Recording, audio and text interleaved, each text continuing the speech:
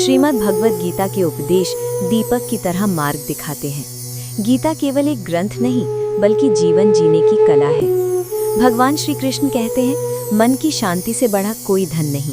जिसने अपने मन को जीत लिया उसने संसार जीत लिया। अक्सर हम बाहर सुख ढूंढते हैं, जबकि सच्चा सुख भीतर छिपा होता है।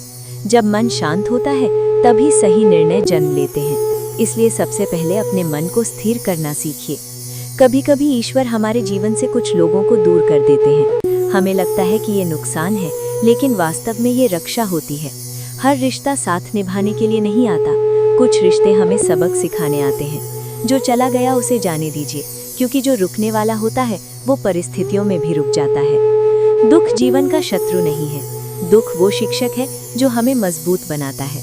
अगर जीवन में केवल सुख ही मिले तो इंसान कभी आगे बढ़ना नहीं सीख पाएगा। सूरज अकेला होता है फिर भी पूरी दुनिया को रोशन करता है। इसलिए ये मत सोचिए कि आप अकेले क्या कर सकते हैं। आप बहुत कुछ कर सकते हैं। भाग्यशाली वो नहीं जिन्हें सब कुछ आसानी से मिल जाए। भाग्यशाली वे होते हैं जो भी मिले उसे बेहतर बना ले। गीता सिखाती है कि परिस्थितियां जैसी भी हों, कर्म मत छोड़ो। हार वही मानता है जो शिकायत करता है, और जीतता वही है जो बार बार प्रयास करता है।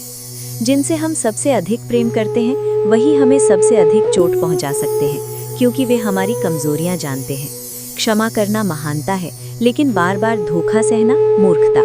इतने समझदार बनो कि माफ कर सको, और इतने मजबूत बनो कि दोबारा वही गलती न दोहराओ। खुद की तुलना किसी से मत कीजिए। ईश्वर की हर रचना अद्वितीय है। स्वयं को कम आंकना ईश्वर की बनाई हुई रचना का अपमान है।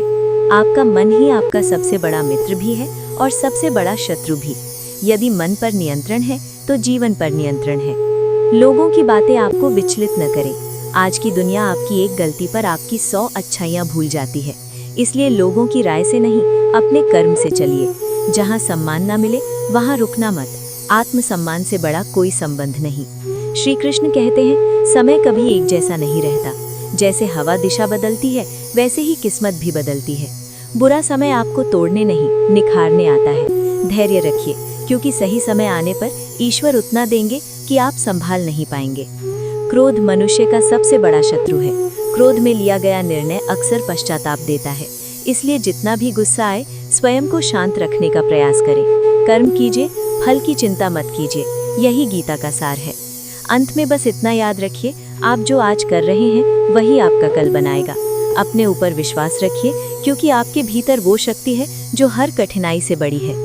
श्री कृष्ण कहते हैं, कर्म ही आपकी पहचान है। तो उठिए, आगे बढ़िए और अपने जीवन को सार्थक बनाइए।